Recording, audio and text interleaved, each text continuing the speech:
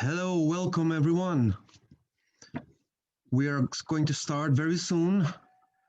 In the meantime, for all the participants, maybe it's nice if you could leave where you're joining us from in the chat, from which country, which city, which municipality.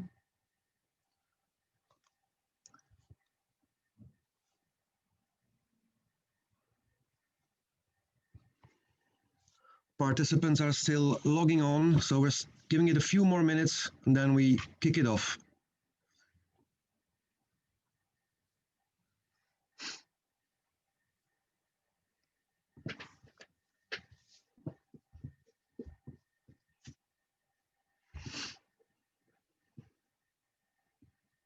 Welcome, Portugal.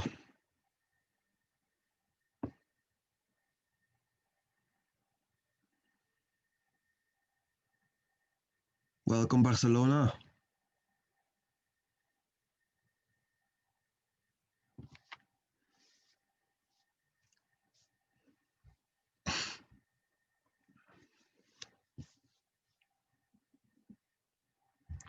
Welcome, Vienna.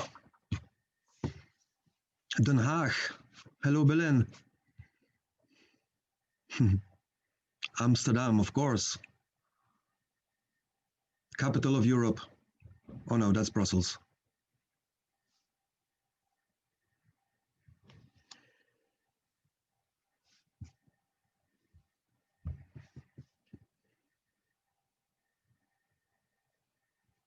Hello, Catalonia.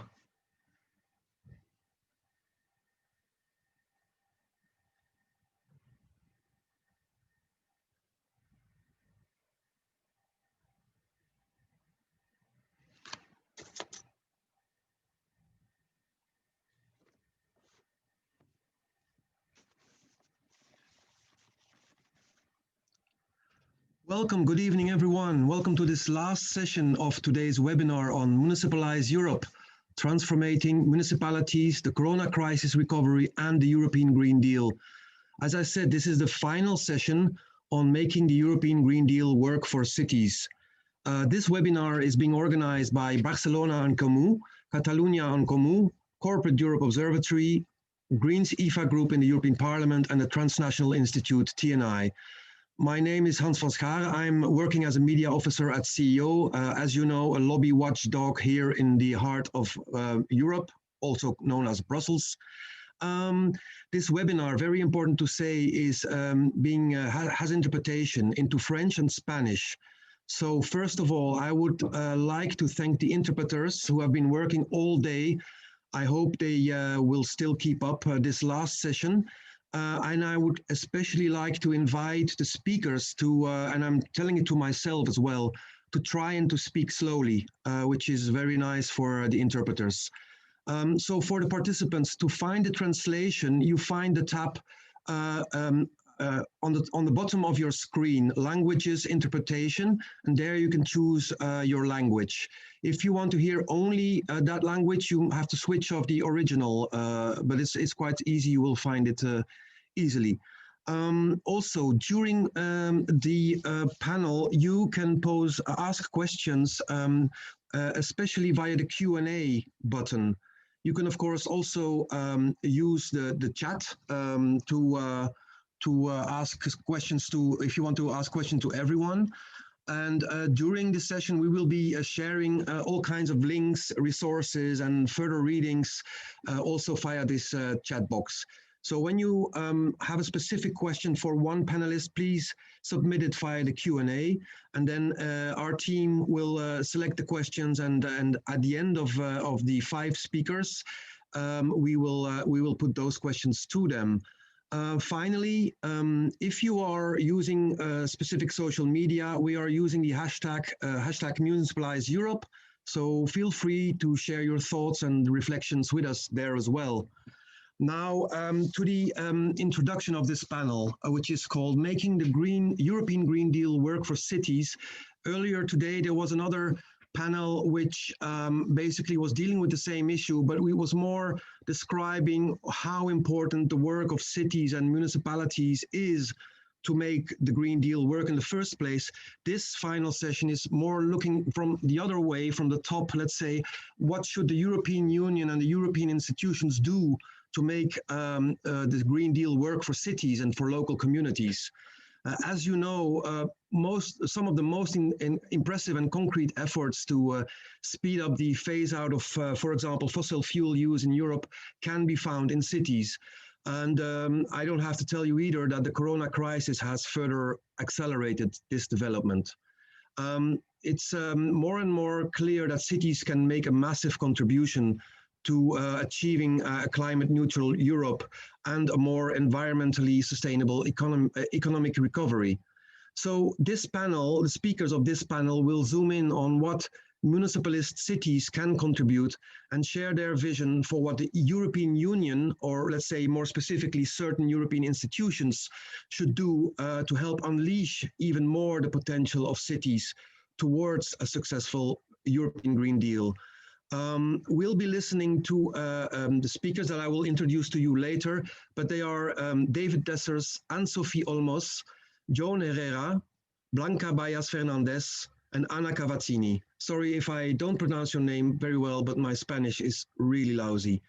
I would like to invite every speaker to talk for around 8 minutes and specifically focus on these two questions.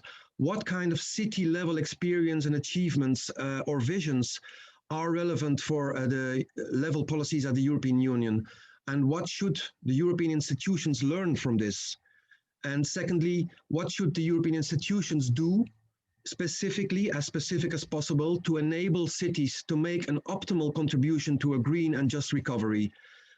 So without further ado, I would like to give Anne-Sophie Olmos, as a municipal councillor in charge of commons and public procurement in Grenoble, France, the floor. Please, Anne-Sophie, the floor is yours. Merci beaucoup. Bonjour à toutes et tous. Alors du coup, je suis Anne-Sophie Olmos, je viens de Grenoble. Je suis élue là-bas en charge de la commande publique et des communs, et également de l'eau à la métropole. Donc je viens du groupe majoritaire dont le maire est Éric Piolle, qui était avec vous tout à l'heure. Je me considère comme municipaliste et je ne suis pas encartée dans un parti. Donc j'ai beaucoup de choses à vous dire, je n'avais pas anticipé l'interprétation, donc je vais essayer de ne pas trop parler vite et de pouvoir partager un maximum de choses. En ce qui concerne le premier point, tout d'abord, quel constat à partager qui soit pertinent pour servir un pacte vert européen? Alors la leçon de la crise Covid, c'est forcément l'échec d'un système néolibéral, système qui a craqué et qui nous a laissés au bord de la route. Les gens ont pu compter sur deux choses: la solidarité interpersonnelle entre voisins dans la famille, et puis sur leurs institutions locales. Donc nous, en tant que ville, qu'institution locale, voilà comment on a agi. On a cherché à garantir les sécurités du quotidien des habitants. Donc tout d'abord pour se nourrir, permettre au marché de plein air de rester ouvert, assurer la distribution alimentaire pour les plus démunis, donc plus d'1 millier de personnes par jour, livrer des repas pour des personnes âgées isolées. Puis se loger, donc demander à nos bailleurs sociaux de trouver des solutions pour gérer des impayés, ne pas expulser, héberger les femmes en situation qui subissaient des violences ou héberger des SDF. Et puis également se chauffer, demander à nos entreprises publiques d'énergie d'étaler les dettes et de ne pas couper l'électricité. Et puis permettre aux premiers de corvée, comme on les a appelés, les chauffeurs, les caissiers, les agents de nettoyage, les soignants, de pouvoir travailler en gardant leurs enfants dans les écoles et dans les crèches, et puis en leur permettant de se déplacer grâce au transport en commun gratuit. C'est important de le rappeler parce qu'on vient de les citer. Agriculture, transport, habitat sont les 3 activités les plus émettrices de carbone, mais aussi les premiers postes des dépenses des ménages. Et ça, c'est central pour déterminer les priorités pour un pacte vert. C'est que l'écologie, c'est l'environnement, mais aussi le social. Donc voilà ce qu'on a vécu et réalisé. Et puisque c'était la semaine dernière, je voudrais vous citer le rapport de l'ONU. Ce sont les mêmes activités humaines qui sont à l'origine du changement climatique, de la perte de la biodiversité et de par leurs impacts sur notre environnement, du risque de pandémie. Donc ce qu'on doit dire à l'Europe, c'est qu'elle doit, elle aussi, en tirer les conséquences en régulant les activités sur lesquelles elle a la main, avant que ce soit trop tard, donc le commerce, l'agriculture, l'énergie, les cadres budgétaires des États membres, et en facilitant les initiatives vertueuses, comme les communes qui sont, elles, au front. Le duo climat-santé doit entrer dans nos valeurs universelles. Et maintenant, quelques pistes de réflexion pour un pacte vert européen qui soit pertinent grâce aux villes. Quand le système néolibéral s'est arrêté, ce sont donc les collectivités locales qui ont permis notre capacité collective d'absorber ce choc Covid. Alors pourquoi, c'est la question que je pose, nous contraindre budgétairement? L'Europe doit pouvoir faciliter la mise en place d'un Green New Deal pour sortir les investissements vertueux des contraintes budgétaires classiques. On le sait, la rénovation des bâtiments, par exemple, elle permet d'économiser de l'énergie et du pouvoir d'achat et de créer de l'emploi local. Ensuite, l'actuelle discussion sur la taxation des transactions financières pourrait venir abonder ce Green Deal. Le rapporteur du budget européen, Pierre Larouturou, est d'ailleurs en ce moment même en grève de la faim pour parvenir à convaincre le président français qui bloque la possibilité de cette taxe. Mais alors attention à une chose qui tourne un peu, la planification étatique, la nationalisation, pourquoi pas? Mais elle doit permettre la délégation large aux collectivités territoriales de pouvoir municipaliser la propriété des moyens de production correspondant à ces services publics. Les conventions citoyennes pour le climat, au niveau local, en lien avec les décideurs politiques, devraient décider de la priorisation de ces fonds localement.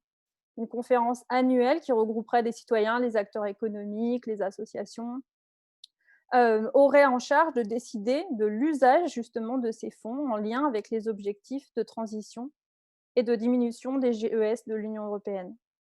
Mais aussi, l'Europe est bien placée pour encourager de nouvelles normes comptables, pour remplacer les normes IFRS, actuellement au service du système néolibéral.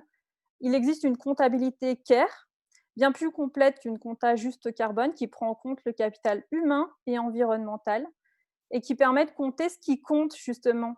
Le principe est de maintenir, compenser ou restaurer ce que l'on détruit dans chaque capital. Enfin, concernant la gestion directe des services publics de première nécessité, notre territoire grenoblois a de la chance de disposer dans le giron public de beaucoup d'activités qu'on appelle biens communs parce qu'elles correspondent à nos besoins de première nécessité comme l'eau, l'électricité, le gaz, le chauffage, le transport, la cuisine centrale, le logement. On l'a dit, ces besoins correspondent au premier poste de dépenses des ménages. L'Union européenne pourrait légiférer pour la non-marchandisation de ces services publics essentiels aux citoyens, encourager la gestion de la production locale pour renforcer le contrôle citoyen et la résilience des systèmes en local. Et enfin, l'Europe pourrait travailler à la personnalité juridique des biens communs, comme les rivières par exemple, pour nous aider à en prendre soin, à les faire respecter par toutes et tous, là où aujourd'hui il existe des vides juridiques qui nous empêchent de prendre soin d'elles comme on le voudrait. Ce sont de véritables vaisseaux pour notre planète qui parcourent nos pays. Pour terminer, je voudrais vous parler de commande publique, puisque j'en suis en charge. Lorsque tout s'est arrêté, nous sommes toutes et tous tournés vers nos agriculteurs, nos agricultrices locales, nos producteurs locaux, nos petits distributeurs. C'est sur la relocalisation que nous comptons pour nous fournir des masques lorsque la mondialisation fait défaut. Actuellement, les normes européennes interdisent les critères géographiques. Pour contourner cela, le gouvernement français se tourne du côté du vice en proposant d'alléger la transparence des marchés publics par la non-mise en concurrence, pour des raisons très vagues d'intérêt général. Baisser la vigilance face au risque de corruption, ce n'est pas la solution. Les associations de lutte contre la corruption, elles alertent. Permettons plutôt d'ouvrir les possibles avec la préférence locale, mais seulement dans des cas spécifiques et précis, dans le cas de crise et pour des besoins fondamentaux comme l'alimentation par exemple, ou pour produire des produits de première nécessité comme les masques.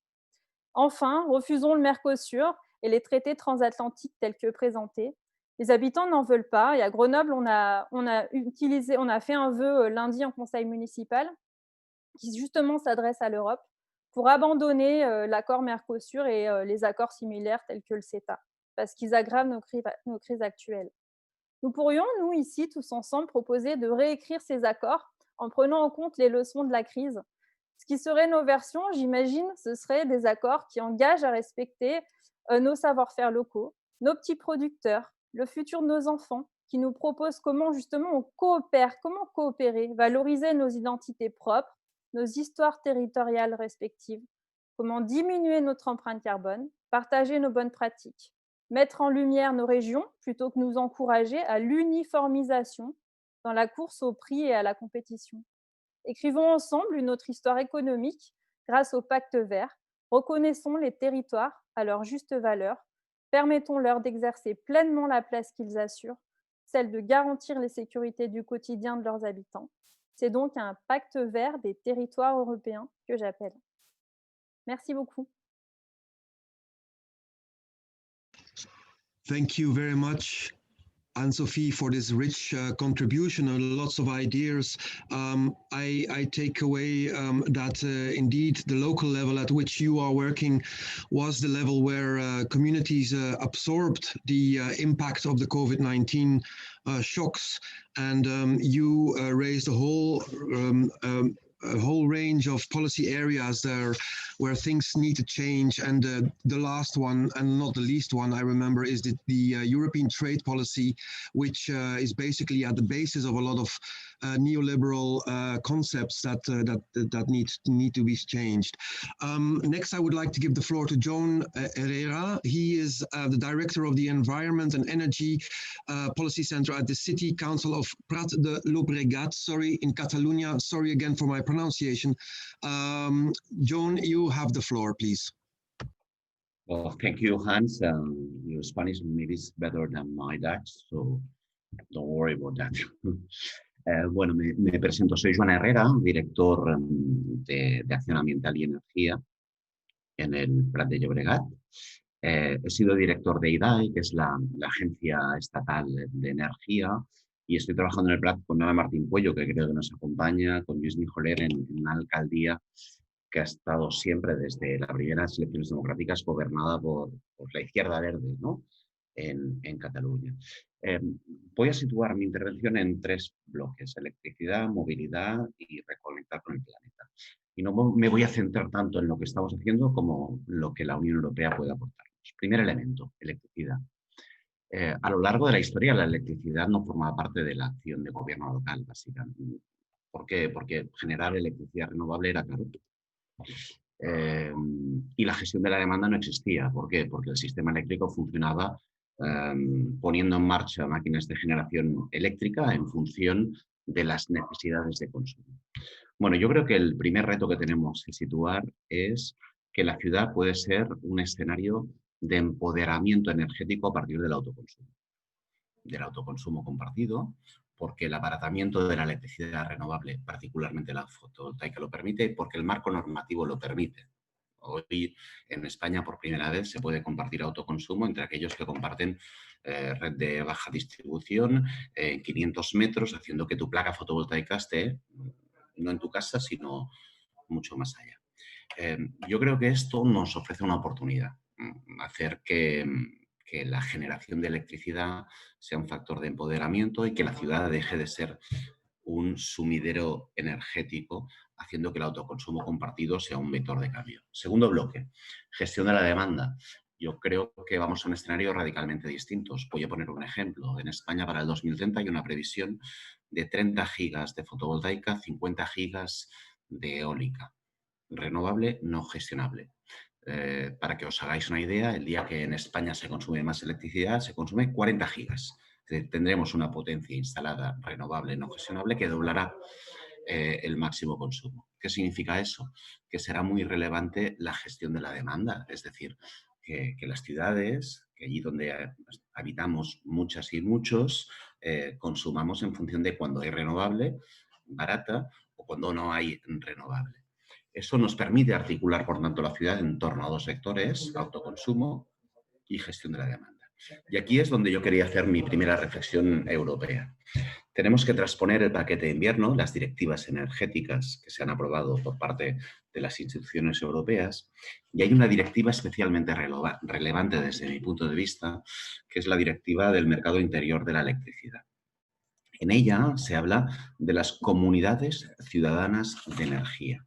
Comunidades que podrán participar en el consumo, en la generación, en la distribución, en el suministro, en la agregación e incluso en la distribución. Dicho de otra manera, estas comunidades ciudadanas de energía, que deben estar formadas por ciudadanía, empresas locales y también puede ser formada por entes municipales, podrán actuar en todos los papeles que se juega en materia eléctrica. Ese es un elemento que puede empoderar claramente a la ciudadanía. Y ahora los estados tienen que transponer. En España existe una realidad oligopolística de 5 grandes compañías que controlan la distribución. Bueno, yo creo que hace falta una actitud muy vigilante por parte de las instituciones europeas para que la transposición de dichas directivas lo que nos permita a los municipios es hacer de la energía un vector de cambio. Porque si la comunidad ciudadana de energía puede operar en generación, suministro y particularmente en distribución eléctrica, lo que podremos desde la municipalidad es construir ciudadanía en torno a la energía y que la energía sea una fuente de ingresos para la ciudadanía y una fuente de ingresos para el municipio. Pensad que la comunidad ciudadana de energía, de acuerdo con la directiva, no tiene que tener como principal fin los beneficios económicos. Y por tanto, las clásicas empresas energéticas que tienen una posición de dominio y de control no podrán operar en dichas comunidades. La comunidad ciudadana de energía, por tanto, es un factor de empoderamiento. Y de hecho, desde el Prat de Llobregat vamos a instalar en una ciudad de 65.000 habitantes 1 megavatio de potencia instalada en tejados municipales. Vamos a empezar a articular esa estrategia compartida y no os explico lo que estamos planteando porque me alargaría mucho, pero elemento clave en energía: la transposición de la directiva que sea ambiciosa y que haya vigilancia en torno a cómo se transpone este mismo año el conjunto de directivas, particularmente la directiva del mercado interior de la electricidad. Segundo elemento, movilidad. La ciudad es un sumidero energético, pero la ciudad es un sumidero energético y tenemos que solventarlo desde el punto de vista de la generación y la gestión de la demanda, pero tenemos que encararlo también desde un cambio en la movilidad. Un informe de Deloitte, alguien tan poco sospechoso como Deloitte, presentado en marzo del 18, explicaba que en el conjunto de ciudades en España, y particularmente en las ciudades mediterráneas, la movilidad representaba la mayor parte del consumo energético de la ciudad. En Madrid era un 50%, pero en ciudades como Barcelona o como Sevilla, el porcentaje de consumo energético de la movilidad representaba en torno al 60%. Dicho de otra manera, no hay cambio en las ciudades en la perspectiva energética sin cambio en la movilidad. Yo creo que aquí es muy importante que en el Green Recovery, el Green New Deal, ¿no?, haya un foco para ese cambio en de la movilidad en las ciudades. No solo para mejorar la calidad del aire, factor clave y determinante en materia de salud, sino también precisamente para conseguir que esos cambios modales en la movilidad signifiquen mejora del balance energético y una gestión también de la misma.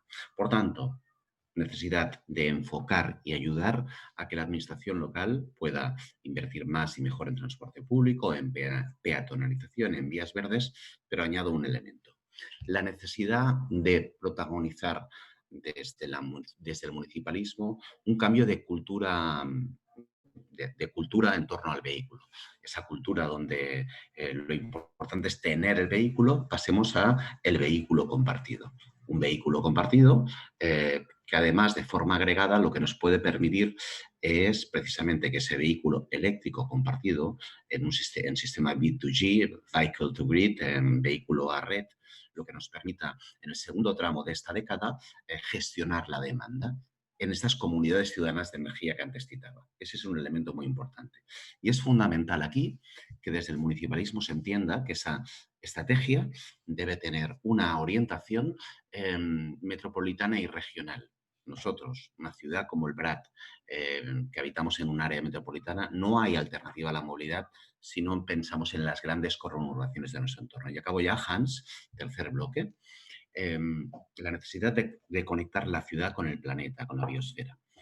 Os pongo el ejemplo del Prat de Llobregat, ciudad metropolitana. Tenemos el aeropuerto y el puerto en el municipio del Prat. El aeropuerto y el puerto de una gran área metropolitana como la de Barcelona. Necesitamos que el Green Recovery cree un fondo para infraestructura verde vinculada a la alimentación, soberanía alimentaria, es decir, esas áreas de agricultura periurbana que necesitamos que emerjan con fuerza, es fundamental. y fondos también para las reservas de biodiversidad. En la crisis del COVID, todos sabemos que va estrechamente asociada a la pérdida de biodiversidad. Tenemos que pensar en la recuperación de biodiversidad, pero no en espacios alejados de la ciudad, sino en el marco de la ciudad. Y por tanto, es fundamental que el Green Recovery, que el Green New Deal tenga una orientación precisamente con financiación suficiente para recuperar esos espacios de producción agrícola periurbana y, por otro lado, para conseguir que haya espacios de biodiversidad en las realidades metropolitanas. La infraestructura verde, se acaba de aprobar un plan estatal sobre infraestructura verde, que acabo, es un elemento fundamental precisamente a incorporar. Muchas gracias.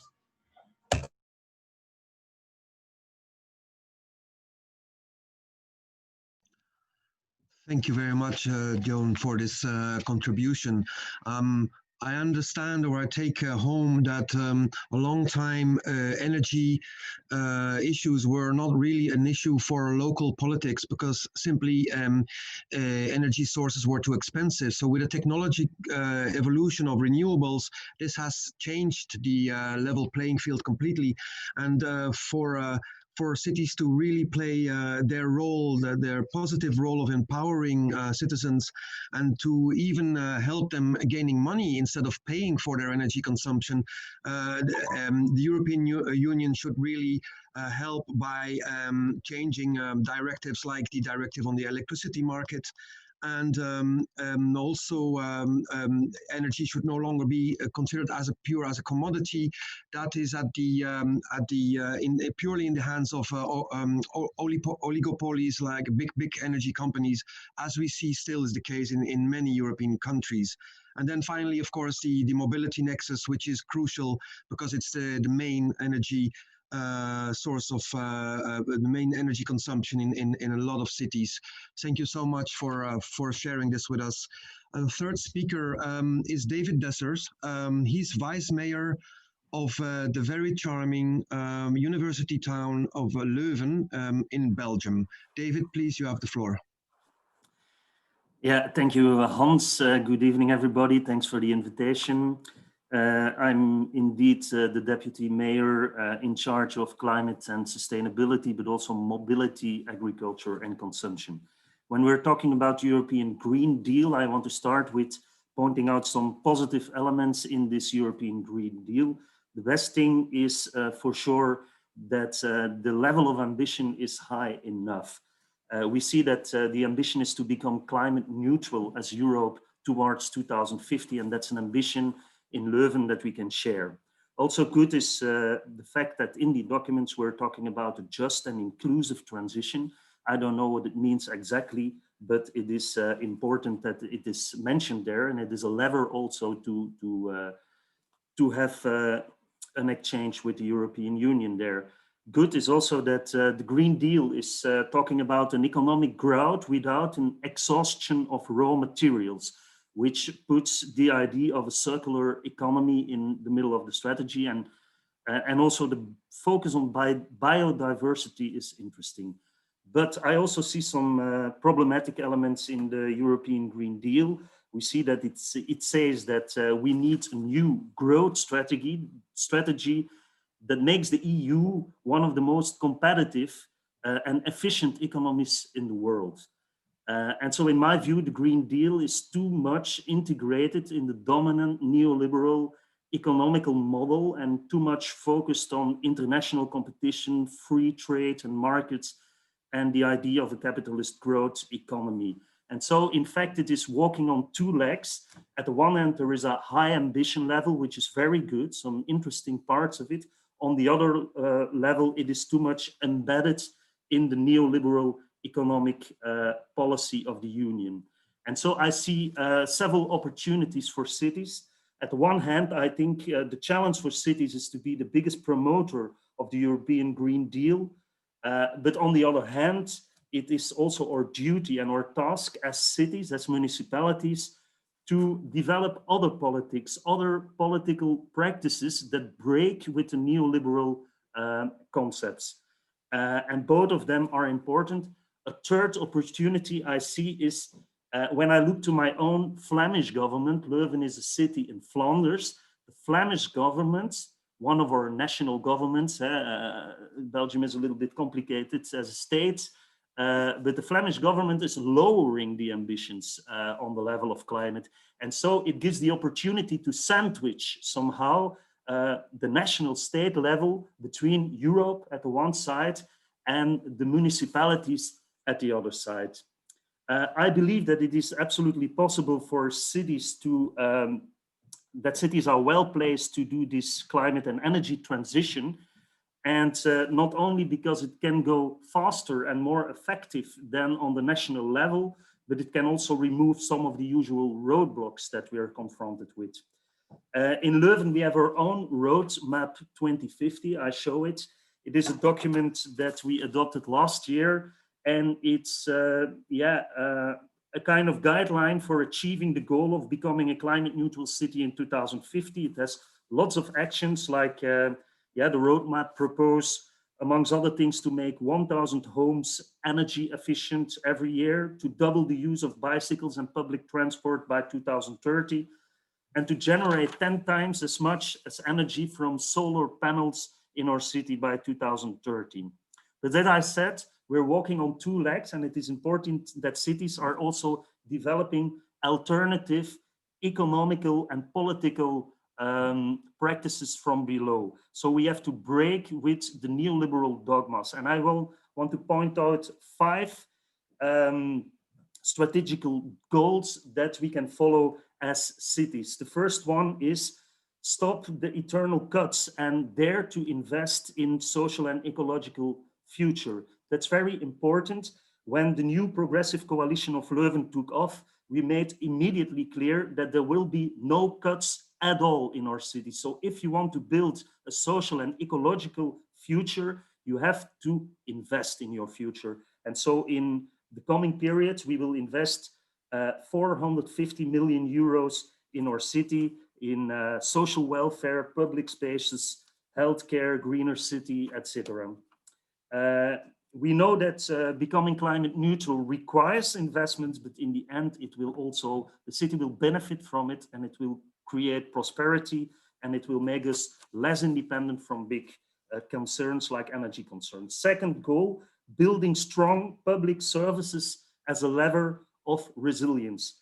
That's very important. I think many cities in Europe are struggling with this, but especially in times of privatization, but also in times of COVID-19, I think we cannot overestimate the importance of healthcare, of residential care centers, of good hospitals, of social protection, etc.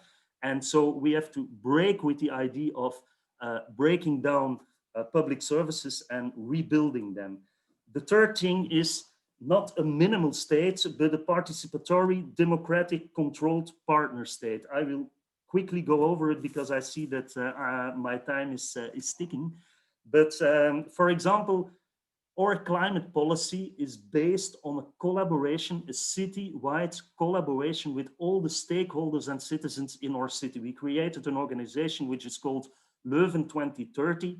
It has more than 600 members. It's an open member organization. And the idea is that it is impossible as a municipality to declare that you will become climate neutral in 2050. You can only do this if it is a shared effort, a shared ambition with a citywide community. And so we need these kinds of institutions in which we permanently involve all the citizens, all the stakeholders, schools, local companies, universities, etc. That's very important.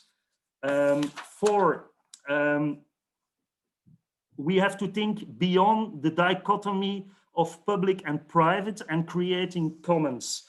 In Leuven, the example, I give the example of renewable energy. So in the policy agreement of the Progressive Coalition of Leuven, we said that when setting up large-scale renewable energy projects, the city applies the principle that natural resources are a common good as much as possible. And in every new sustainable energy project, we aim for at least 50% direct participations of citizens and local actors. And we are doing this at the moment. And the way we are doing it is with creating cooperative structures carried by citizens themselves. And then my fifth and last goal is we have to think about growth of welfare, not the purely economic growth. We know that the GDP growth is not possible to keep. And so we have to develop other strategies. And very important in the heart of our strategy is the aim of building a circular city, circular economy. We know that half of the greenhouse gases emissions are linked to raw materials. And so we need to rethink the way of dealing with raw materials.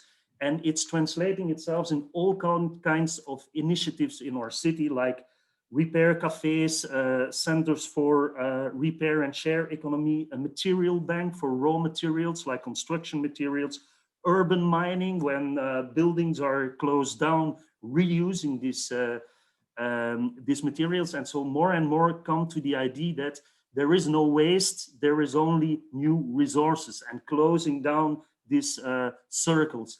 We know also that in Amsterdam, for example, they have a strategy about the donut economy. It's very interesting. And I think by doing this, and I'm finishing with it, but by doing these two things, at the one hand, really be the promoter of this Green Deal and translating it to local politics at the one hand, and on the other hand, combining it with new forms of politics, breaking with the neoliberal dogmas, let's say, I think it is possible that Europe can help cities in accelerating their climate policy, and we as cities can help Europe in changing and in leaving the neoliberal path. Thank you. Wow, thank you so much, David. That is very inspiring. I must say it sounds tempting to move and to come and live in Leuven. I think compared to what we see indeed on the Flemish level, that is not very encouraging, where mainly Flemish nationalists were dissing the past months the ambitions of the Green Deal, which is really beyond understanding, because I mean, we could all benefit, and Flanders as a region could also benefit from the Green Deal agenda. And what also appealed to me was what you said about the two legs. On the one hand, the high ambitions of the Green Deal of the European Union, but on the other hand, the almost opposing neoliberal policies that the European Union doesn't seem to can get rid of. And of course, working for an organization as CEO, it is something that we basically research on a constant basis.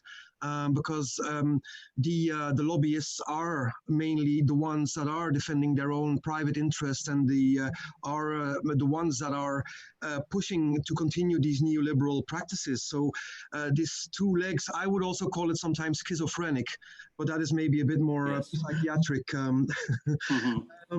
But so, I mean, the 5 points, I won't repeat them here, but I think those make, if they can be really implemented, those are exactly the kind of things that make cities and municipalities attractive again to people, instead of chasing them away and chasing them outside of the city to buy a house on the countryside, whereas living in cities is the future, as we know. So thanks again. Next, yeah, thanks, and always welcome in Leuven, Hans. I will, once the cafes are back open. Yes, okay, see you there. Thank you so much. So next, I would like to give the floor to Blanca Bayas Fernandez.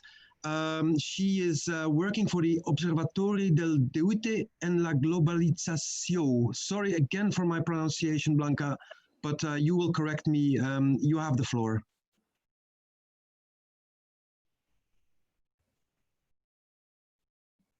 Good afternoon, everybody. So first of all, let me thank you for inviting me to talk in this panel. To talk about transformative cities, that is on the title of this conference, I would like to start introducing what is municipalism for some organizations like mine and for other social movements that we work with.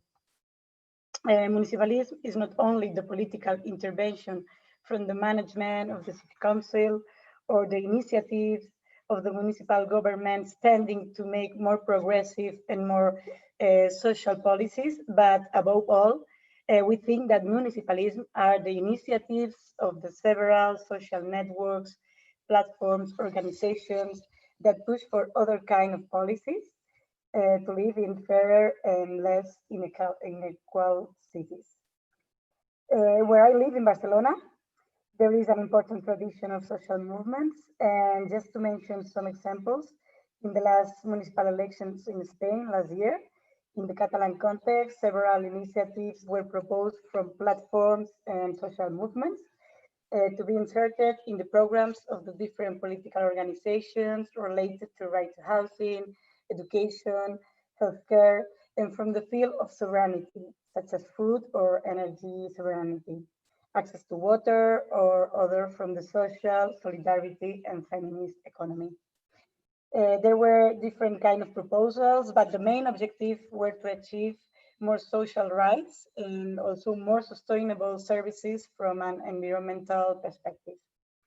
What the proposals mainly supported and continue supporting are the reinforcement of the public services, more municipalizations, community management, and community co-governance, keeping into account the limits of the planet. Instead of supporting public-private partnerships, support more public-public partnerships and public-community partnerships. In fact, these kind of models are somehow already happening, but there's still much to advance in this field. We have some experience, public companies, energetic communities, even cooperatives from the social and solidarity economy that manages water, only to give some examples. As the Debt Observatory in Globalization, we are, for example, working with La Xarxa per la Sobirania Energètica, that is the network for energy sovereignty, and we are pushing for these remunicipalizations on the field of the energy. And we are also working for with the public energy company, because we think that we have to have a co-governance in this public company. What is in the core of this defense is to build another economic and social model, to use an expression from feminist economics and ecofeminism, a model that puts people, their needs, and their lives at the center. But to achieve this, we need a social, ecological, and feminist transition. As we have compiled with social movements and other organizations in Europe, there has been hundreds of examples of municipalizations and remunicipalizations. In Spain, for example, in the last 10 years, there have been more than 120 remunicipalizations of services in different municipalities. The most municipalized service was a service of water in around 30 municipalities.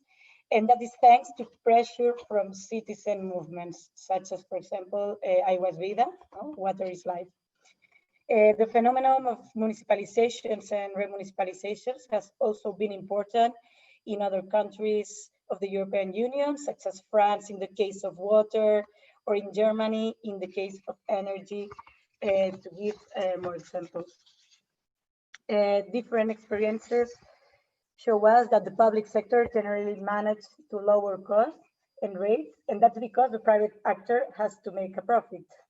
The public sector generally improves working conditions and ensures greater transparency and accountability mechanisms. And finally, which is very important, it also improves the quality of the service and is more inclusive. If a private company is not financially interested in installing a water or electricity service in a certain place, it will not install it. The public vocation will tend to guarantee covering the right and access of people to services, as well as taking into account social, gender, and environmental impacts. I think that the importance of the public sector and of having a strong public services has been highlighted during this context of COVID-19. but we have found public services extremely undermined by years of cuts and neoliberal policies. And it has been also highlighted which are the socially necessary jobs, and also the jobs that are not so necessary, in fact. The necessary ones, such as those related to care, but only still a few politic measures have been taken to economically recognize this.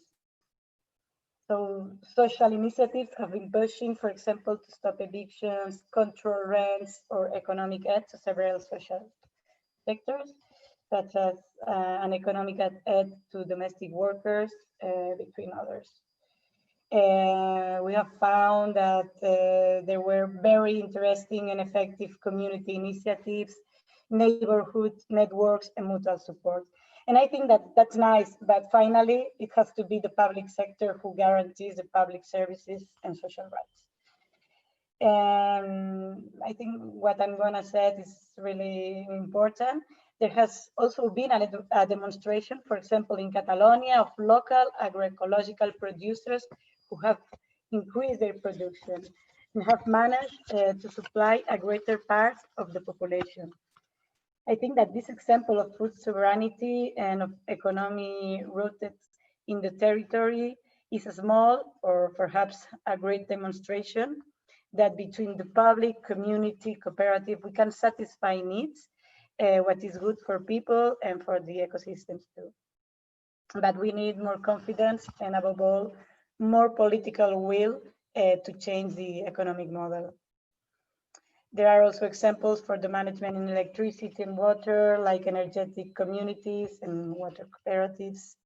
The European Union should better support alternatives in the public sector or community initiatives rather than the free market. I think that we should start thinking out of the market. The European Union should start thinking out of the market. And what European legislation should facilitate is a regulation that guarantees the public sector and to promote measures that make easier for cities to comply with social rights. For example, during the past 2 years, there has been lobbying for a reform of the service notification procedure known as the Bolkestein Directive. This directive, endorsed by lobbyists in Europe, could have further limited local democratic initiatives in housing, energy supply, and water management. And that is an example of legislation that we don't want the European Commission to adopt. In this case, for the pressure of several municipalities and organizations, we have been successful in stopping this initiative. Actually, we are talking about the Green New Deal policies. There are several existing Green New Deals, as you know. Some of them, they are promoting neoliberal policies and greenwashing, finally. But there are others that are more progressive, that they talk about the growth also to distribute wealth. There are eco-feminist alternatives too. And as you know, actually, the European Union is already preparing its own. I believe that the EU should take social rights seriously and also the climate and care crisis and support stronger measures for the socio-ecological transition that we need. Through the initiatives that I have mentioned earlier, we need another local economy and actually another economy for all administrative levels. At the same time, EU should give cities more autonomy. As some of you already know, some cities have requested 10% of the recovery funds. Indeed, cities are the ones that are in the forefront of citizens' needs. And I think that in addition to the part of mobility, public transport, and housing for reconstruction, the municipal government should also consider water, energy, sovereignty food, education, health, social services, and more services related to care. From the European Union, we still have little information because it is under negotiation and because it is difficult to access. There is a lack of transparency. but the recovery funds should finance real green, social, and feminist proposals. We cannot tolerate, even literally allow, as that the main polluting companies or that violate the rights of workers and users continue to access to this type of funds, such as those of the New Generation EU. As I have said, we need the socio-ecological transition to be built in a real and serious way. Thank you. Muchas gracias. Thank you so much. Yeah, a lot of things that you said that were interesting, and what stick to my mind is your thing that you said about there are several Green Deals. And that I think also reflects a bit what David said earlier, we can't afford basically as citizens to have those several Green Deals. We just need one Green Deal, and that is the one that you ended with, the socio-ecological. Sorry, I'll have to mute somewhere because I'm hearing myself. Sorry for that. So the thing that you said about, to illustrate the thing that you said about several Green Deals and the mentioning of agroecological and food initiatives by municipalities, that is one very optimistic approach that, by the way, also a lot of scientists are calling for, and local communities are calling for, and farmers are calling for. But as you know, just 2 weeks ago, the European Parliament and the Council of Agricultural Ministers decided exactly the opposite. They decided for a so-called reform of the Common Agricultural Policy, costing around 60 billion euros a year, and is basically going to finance the status quo that we have seen, and which is basically a destructive cap. It is a cap where taxpayers' money is being spent on destruction of ecosystems, biodiversity, and is pushing a lot of farmers out of business. So I think the example you gave on food sovereignty and agroecology is really showing very clearly why the two Green Deals basically are so much opposing, and how, again, the European Union is showing too much schizophrenic moves.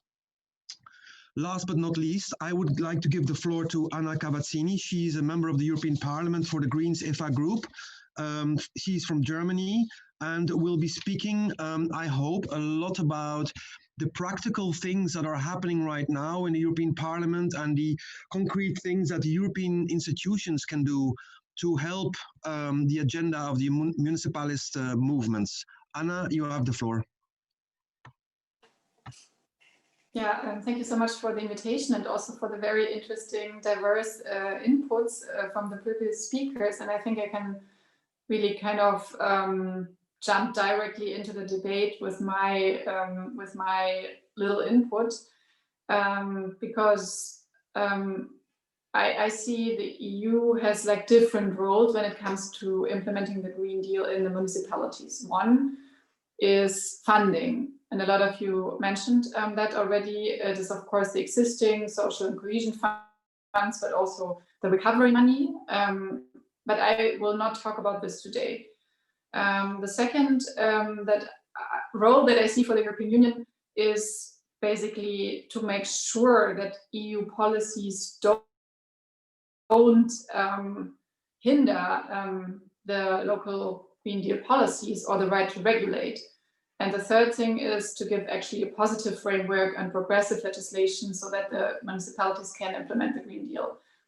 When it comes to the second point, I want to give you some examples, but a lot of you mentioned examples already.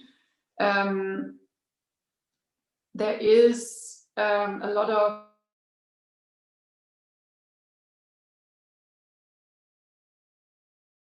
but there is also like the CETA or the JEFTA with Japan and so on and so on. And in the last couple of years, the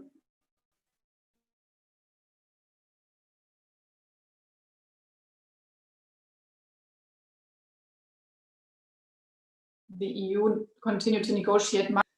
We are fighting basically for getting those kind of clauses out of the free trade agreements. A second topic, or like the other two topics I wanted to mention were already, probably, I don't know, do you still hear me?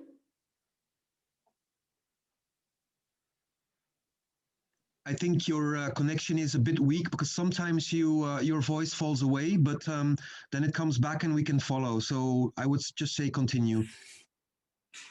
Okay, perfect. I try without video though. So the second example I wanted to give you is, and it was mentioned already, the right to water. We remember that also the European Commission at some point wanted to basically include water in this whole liberalization process, and only after the European Citizens Initiative and a lot of people protesting on local level, the Commission excluded water from those provisions. Third short example, it was also mentioned today already, is the notification directive, where like also the Commission had planned that in order to increase the functioning of the internal market for services and to kind of get away with all obstacles, the municipalities would have been obliged to notify decisions already 3 months before to the Commission, and the Commission would have had the right to stop if these provisions would be against the internal market of services. But the Commission has just withdrawn this this directive also after a lot of opposition. So you see, on the one hand, there is a lot of things to fight for when it comes to EU regulation not hindering the right to regulate. But my main point I want to make is, of course, the third that I mentioned: how can the EU framework, how can the EU policy really advance the implementation of the Green Deal on local level? And I want to give a very concrete example I am working on that was actually also mentioned already by David from Leuven, that is circular economy. The EU Commission sees circular economy as the main pillar of the Green Deal, and I could not agree more. And other than in various different areas, I think the Commission so far has also proposed some very interesting points in their action plan on circular economy that came out in February this year. We are right at the moment negotiating the Parliament position on this action plan, and now, like months after months, next year there's really the new legislation on that coming out. So right at the moment, at the beginning of the whole legislation process, but interesting ideas are already circulating or are being discussed in the European Parliament.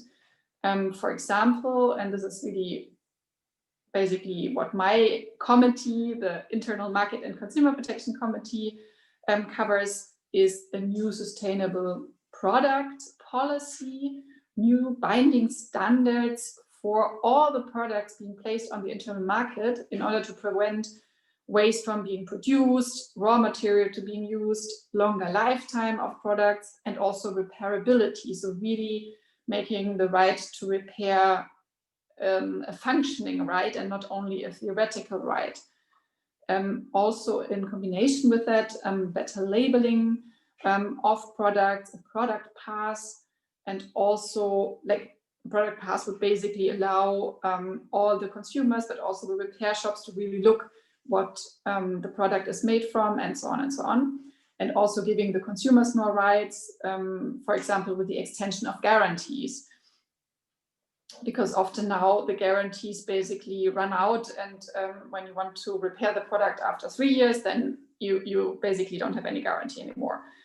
And also we are discussing on how to better make the use of public procurement for circular economy. And my personal goal is to also basically change a little bit the rules of public procurement and make it more binding to use circular products or like sustainable environmental products. But I know there is also a lot of resistance from a lot of people on local level. Would be probably interesting to discuss with you, because of course again, a lot of stakeholders on local level, for example, the German Association of Cities and Municipalities, they say this is actually also impeding our right to regulate. We don't want to have binding ecological standards in public procurement. So would be interesting to discuss with you.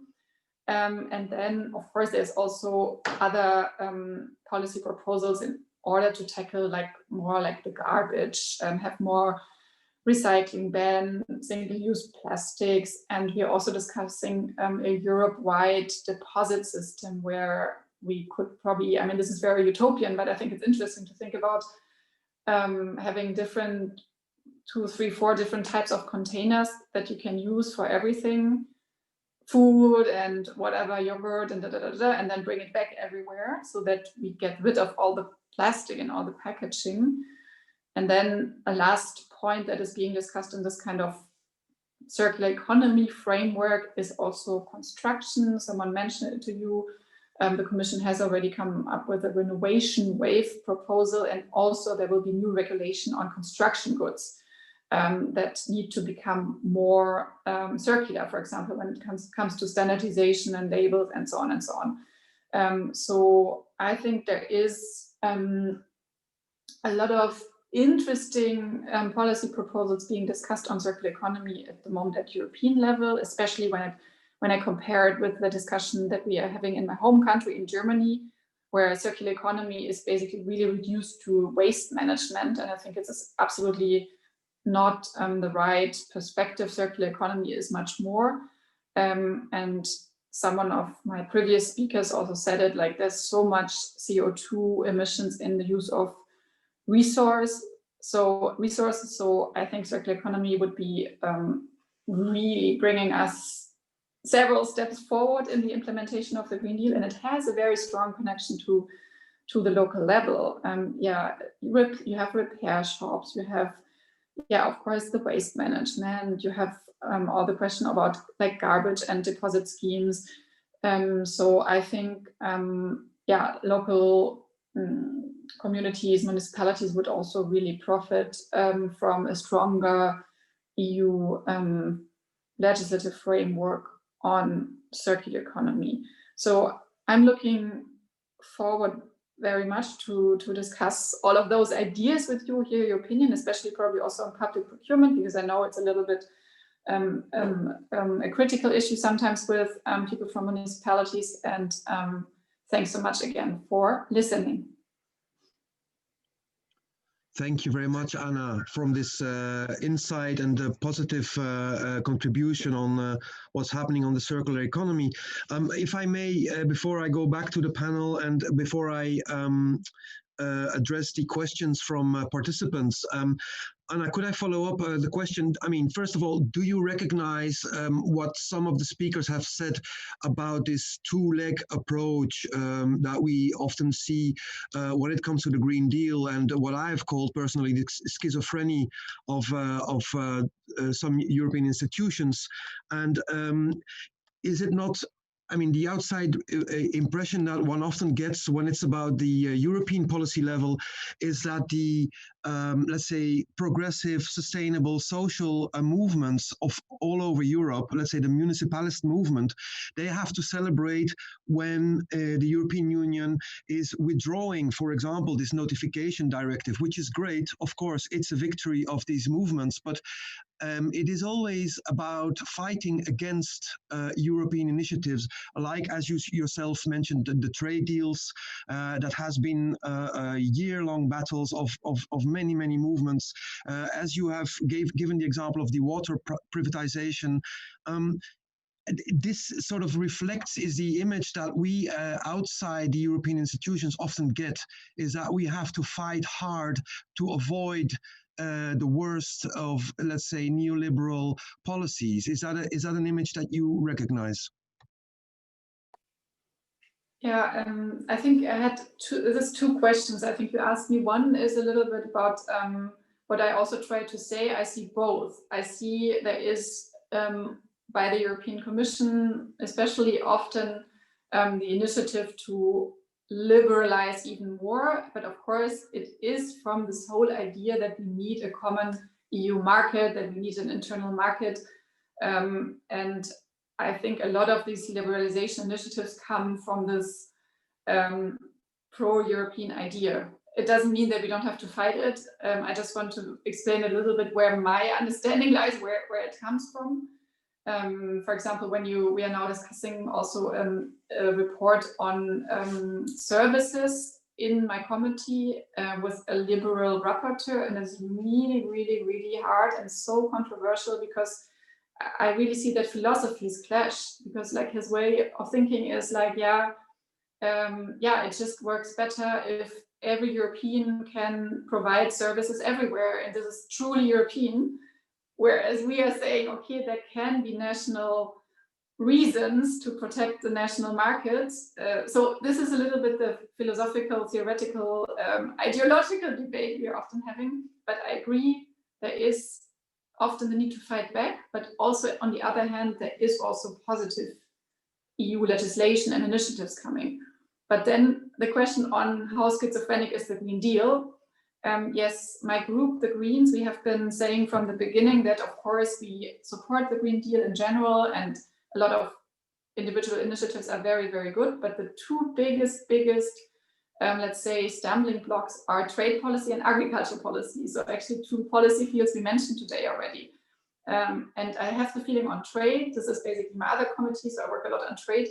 We have it's very, very hard to change anything in new trade policies, but I see some positive signs. For example, on the Mercosur agreement, there's so much resistance now, and the new trade commissioner Dombrovskis, I think, is more open than all the predecessors to integrate climate, for example, in trade deals. On agriculture, we saw, I mean, the vote that you also mentioned was just a disaster, and it was one of my most depressive votes I had since I got elected, to be very honest. Probably it's not good to say as a politician that you're depressed, you should always be fighting, but I was really depressed because, as you said, it's we really lost everything. We lost the chance of changing such a big policy field for the next 7 years, and it's a disaster.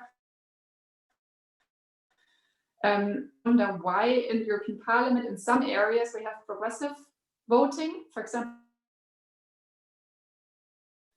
progressive outcome, a very high number with 60% CO2 emission saving until 2030. That's the biggest number we ever got.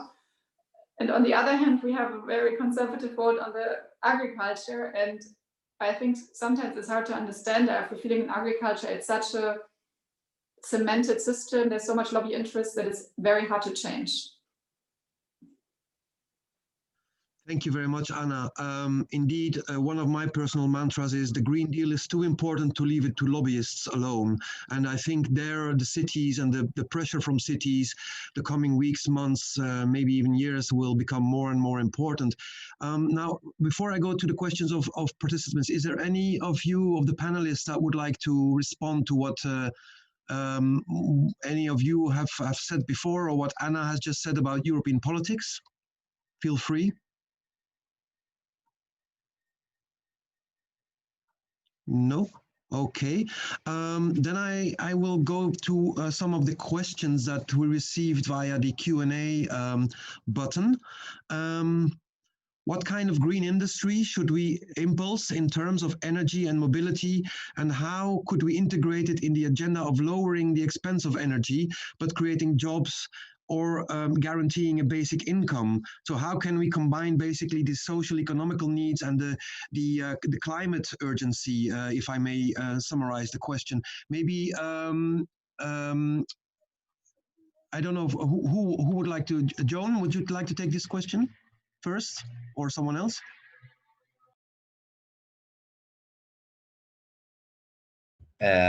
Sí, yes, Hans. Well, about the question, sobre la pregunta. Yo creo que se abre una nueva propuesta industrial, no solo vinculada a la electromovilidad, sino a la gestión de la demanda.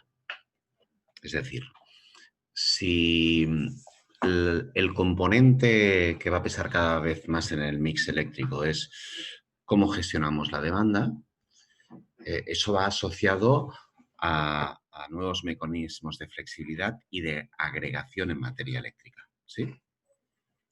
Y eso tiene un gran potencial de política industrial en componentes eléctricos, tiene un potencial en segundas y terceras vidas de los componentes eléctricos. Digamos que Europa es un continente pobre en minerales raros, ¿no? Y por tanto tiene que haber una estrategia europea en segundas, terceras, cuartas vidas de componentes eléctricos. Yo creo que ese es un filón muy importante. Y luego, más allá de la política industrial, una política eléctrica y energética liderada por la municipalidad, donde yo creo que la oportunidad la tenemos en la Comunidad Ciudadana de Energía, puede ser una fuente de ingresos para asociaciones de vecinos, para vecinos en general, para la propia municipalidad. Eso hay que articularlo. Entonces, yo creo que tenemos realidades distintas, ¿no? Es decir, si tú comparas las comunidades locales de energía en Alemania hay más de 300 y en España muy poquitas. Bueno, ¿por qué? Porque hay una tradición de lands y ciudades, ¿no?, que ya juegan ese rol. La realidad es muy diferente, ¿no?, en función de un sitio o en otro. Pero creo que es muy importante que desde una lógica verde, democrática y justa, se sea muy vigilante en cómo se transpone la directiva y allí donde los oligopolios energéticos operan y operan muy fuerte, hagamos de la transposición ambiciosa un elemento crucial. Entonces, yo creo que hay política industrial en almacenamiento, sin lugar a dudas, política industrial en gestión de la demanda y política de ingresos para la ciudadanía, que eso no es política industrial, pero sí que es una política de ingresos con un componente redistributivo en todos estos elementos. Eso además va a ser más potente allí donde el mix eléctrico sea muy renovable. Si las previsiones del Plan Nacional de Energía y Clima presentadas por el Gobierno de España se hacen realidad, ¿no?, y vamos a un mix eléctrico tan renovable en España, por ejemplo, y España tiene potencialidades porque tiene sol, tiene viento y tiene territorio, ¿no? Un componente fundamental será cómo introducimos esa gestión de demanda y cómo retribuimos a la ciudadanía en eso. Yo creo que ese va a ser un elemento crucial. No sé, Hans, si he respondido con esto. For me, you have been. I do see that there is a problem if the energy market is completely in private hands. I don't really see how you can convince companies to help reduce the energy consumption. And there, I think, indeed, the more localized, decentralized energy models, as we, for example, see a lot happening in Germany, those kind of models are super interesting, and I think that it would be important to have exchange in the sense that people in Spain, for example, would learn about what local communities in Germany have already accomplished. That is basically not a utopia, but it is actually already happening. I think there is often a lack of I think exchange in these kind of examples. And to end my contribution, I find it still completely absurd, that the European Union still has this Euratom treaty, which is there to serve a nuclear industry, which is completely the opposite of what we are aiming for, or what we should be aiming for. And as you know, nuclear industry is very centralized, very non-transparent, serving a handful of energy companies. So is there anyone on the panel, David? I saw you reacting. Would you like to comment? Mm-hmm. Yeah. Simplemente una cuestión, Hans, ¿no? Yo creo que lo que es fundamental es que en materia de distribución eléctrica haya democratización. Ese es el core de la cuestión, el punto clave. Distribución eléctrica, porque es donde se crean las posiciones de dominio. Y yo creo que cuando nosotros decíamos, cuando yo situaba, no es solo cómo se invierte, sino cómo se transpone la directiva. Tiene que haber una actitud muy vigilante en torno a la transposición de la directiva, porque la directiva va más allá de lo que van la mayor parte de marcos normativos europeos en materia eléctrica en lo que se refiere a democratización del sistema. Thank you for that addition. David, you have the floor. I just want, before you take the floor, also address a question that some of the participants put forward, and that is, the city of Leuven has a roadmap 2050. Has that roadmap been developed together with citizens, or was it a top-down process? Yeah. And if you would like to react to the previous remarks, please do. Okay. I will combine the two. So the ambition to become a climate neutral city. You have to unmute, please. I'm sorry?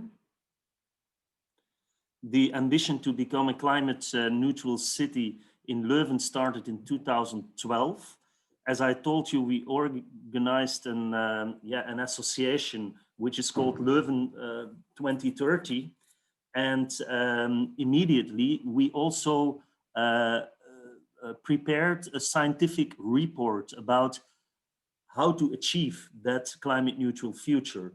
And then turned out that in our city, 60% of the emissions are caused by, let's say, the built area, so residential and non-residential buildings. So that's huge. That's a very big part of the emissions, and 25% of the emissions are caused by mobility. And of course, there are other important issues, but so the main thing we have to do to make our city climate neutral is to invest in energy efficiency. That's one thing of all the buildings in our city, residential buildings, non-residential buildings, and the modal shift, a sustainable modal shift, and realizing this. But there is, of course, a third element, and that is the fact that we will always consume energy. And so what we have to do is to replace that energy as much as possible by renewable energy. And these three goals are very, very strategic and very important in our city. And so in the last years, quite many things happened, but I have to say that the first scientific report focused completely on what we call scope 1 and scope 2 emissions, direct emissions in driving a car, for example, or indirect emissions by using energy, consuming energy that is produced somewhere else. Now we have this roadmap, and there were 60 experts that advised us in making this roadmap. We are lucky that we have a university in our city, a quite famous university, and there's lots of expertise in that university. But the good thing about the roadmap is that we expanded it also to what we call scope 3 emissions. So all the emissions linked to the goods in our shops, etc. And that's, of course, a very, very big part of the emissions that were not calculated in the first scientific report. And it makes that, for example, projects like a local food strategy or the whole story about circular economy became from now on much more important. So, but it was indeed a group of people that worked on this. Then about the energy projects, I have to say I'm also a convinced municipalist in the sense that I believe that cities can organize in a much faster way this transition. And secondly, I also believe that it is very important that progressive cities from below work together and try to create a political wave from below, a wave of change from below. But I also think as a municipalist that all the other levels, and certainly the European level, is also very important. So it cannot be a withdrawal to the local level, and we should have attention also for the others. It makes that on the energy level, for example, we are doing, I explained it with, we are stimulating now cooperatives. That's very important. For example, that's also an important case for a city. I think you have to practice what you preach. And so in our city recently, we provided 10 big roofs of public buildings, buildings like, for example, the museum, the police office, the library, etc., for cooperative renewable energy projects. And so these 10 big roofs are now provided with solar panels that created the opportunity to have a new cooperative, citizen cooperative structure that came up because of this opportunity. You know, it was the startup for it. And so I believe that it is absolutely possible to take big step forwards on that level, to keep more of the money in our local community and to become more independent from the big concerns. But nevertheless, I also think that on the national and European level, there is another part of the work that should be done. And then I agree completely with the things that has been said. Energy shouldn't be a commodity as another. And so there also maybe, yeah, especially on the level of energy, we should question absolutely the neoliberal approach of the Commission. Thank you very much, David. There is a question about the leverage that European cities or municipalities can have on the European level. And I would like to ask maybe the question to Blanca or Anne-Sophie, whoever of you would like to start.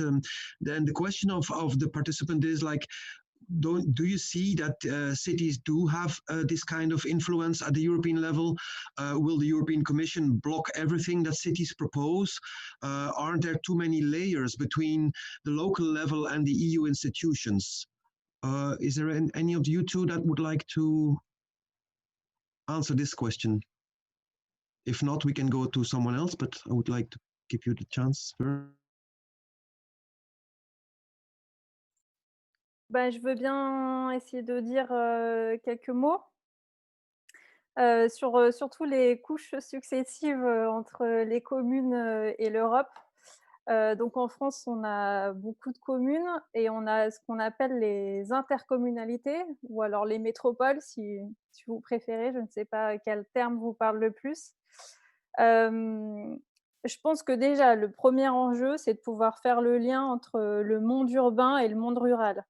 Ça, c'est quelque chose qui, au plus près des habitants, a déjà du mal à se faire. Donc là, on n'est même pas à l'échelle d'une commune, on est vraiment à l'échelle de se rencontrer un monde urbain et un monde rural. C'est d'ailleurs un des échecs de la Commune de Paris, qui m'est cher en tant que municipaliste comme exemple, de ne pas pouvoir faire assez le lien entre le monde rural et le monde urbain.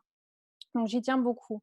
Ensuite, pour moi, le sens du local, il est probablement double.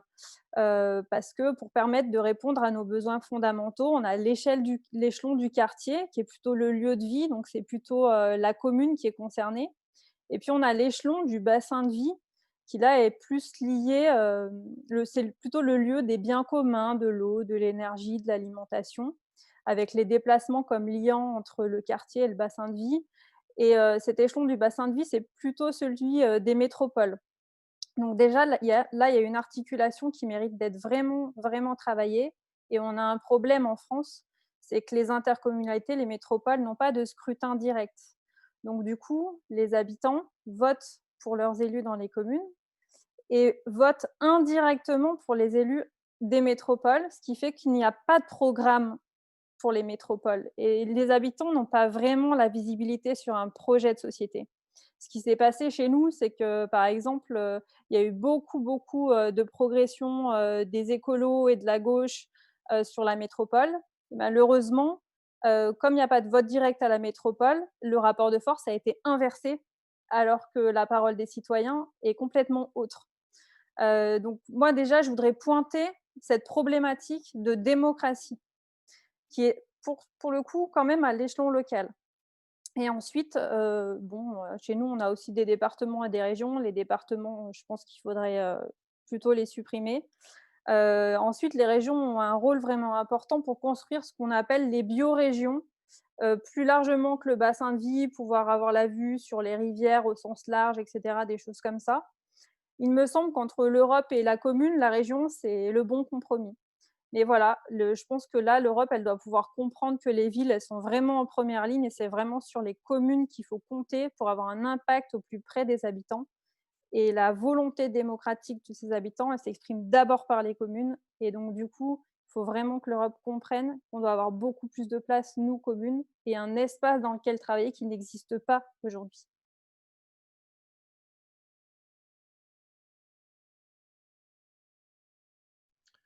Thank you so much, Anne-Sophie.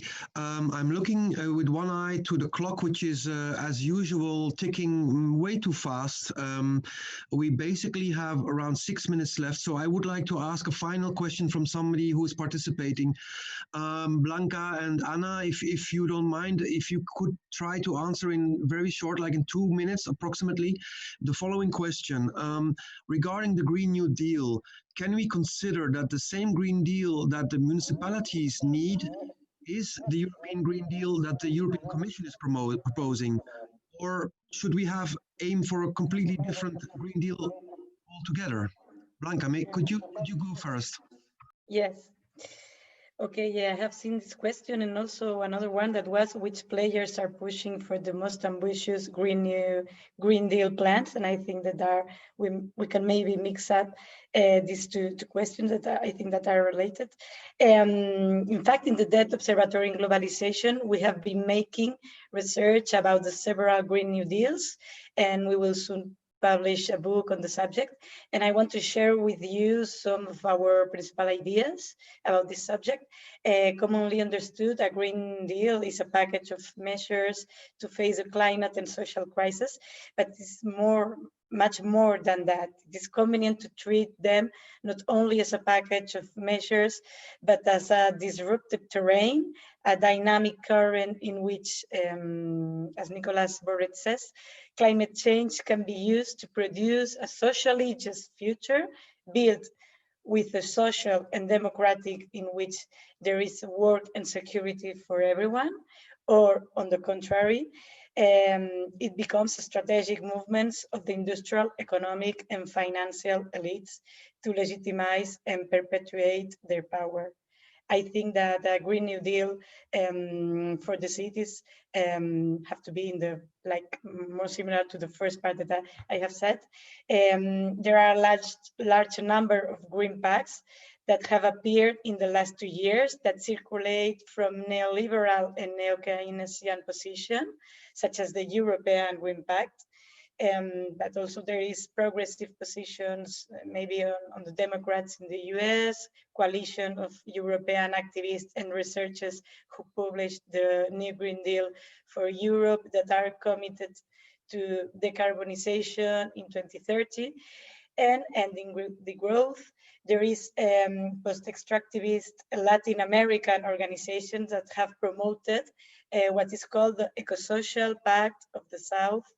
And also there are feminist green pacts that draw their demands from ecofeminists. So there are also Green New Deals for the cities, because in the cities we are on the forefront of the more basic needs.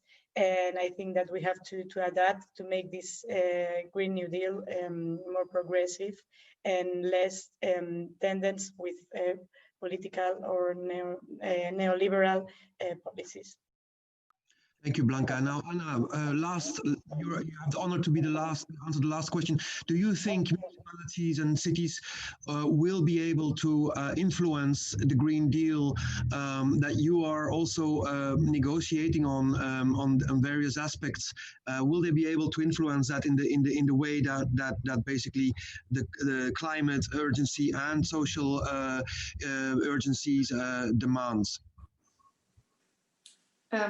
Yeah, the question also came during the webinar if municipalities have enough influence at the European Union, and I think the influence can still be increased, to be very honest. Of course, there is all these official bodies and some, yeah, for example, the German municipalities have their representation in Brussels and so on, but I think there can be still much more of a coordinated approach of influencing EU policymaking. And I think what is really good is those kind of conferences. And I think it's really also for me as a EU policy lawmaker, very, very important to hear the voices of municipalities. And that's why these meetings are very, very valuable. I think structurally we can really also think about how to increase the influence.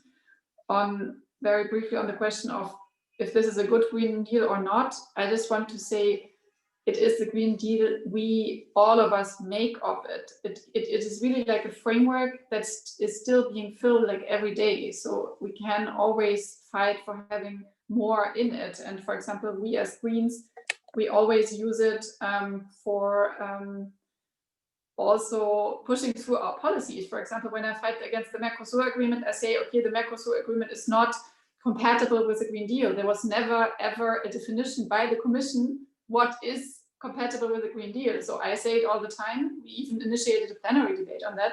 So I think we should really use this framework very wisely.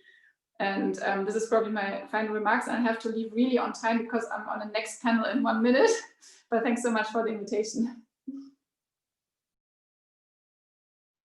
Thanks a lot, Anna. And before I make a few final closing remarks, I would like to share with the participants a few practical information. So the sessions of today's conference were recorded. So in due time, they will be put online. TNI will be also running a few follow-up articles. CEO tomorrow is publishing a follow-up article on the EUobserver.com. And of course, we invite you all to subscribe to newsletters of the participating NGOs to keep up to date with what's happening. And as was announced also earlier today in Amsterdam, from the 28th till the 30th of May next year, there will be an international municipalist conference taking place there. Lastly, I would like to mention the publication of the book, The Future is Public, Towards Democratic Ownership of Public Services. Super interesting book published in May this year, and you can find it via the TNI website. One thing is crystal clear from today's conference: the European solidarity and cooperation between cities and municipalities will be a make or break factor for the European Green Deal. And continued pressure during the coming weeks and months will be needed to get a positive outcome of many EU negotiations going on, especially the ones on how the recovery and resilience funds will be managed. One remark from Hungarian Tessa Udvarhelyi, sorry for the pronunciation, who spoke at midday, resonated with me, and she said that in the context of the pandemic and the recovery, from her perspective, it is a matter of life or death whether EU funds will be going directly to municipalities or only go to the budgets of national governments. On a personal note, being someone that has been working at the EU policy level for the past 15 years, I must say that learning about the municipalist movement is very enlightening and empowering, and gives me hope. And it is sort of antidote for a EU fatigue, or even, I would say, a winter depression that one sometimes gets when one follows EU policy making. So a big thank you to everyone involved in this movement, and I want to give a special thank you to all the interpreters, to Satoko, yes, Melissa, Daniel of TNI, who have been working very, very hard behind the scenes on practical and technical aspects to make this online conference of today run so smoothly. Hope I didn't forget any names that should have been mentioned also. And I want to thank again all the panelists and all participants. That's it for now. Stay safe. Stay connected. Bye-bye. Thank you, everybody. Thank you. Bye-bye. Bye. Bye-bye.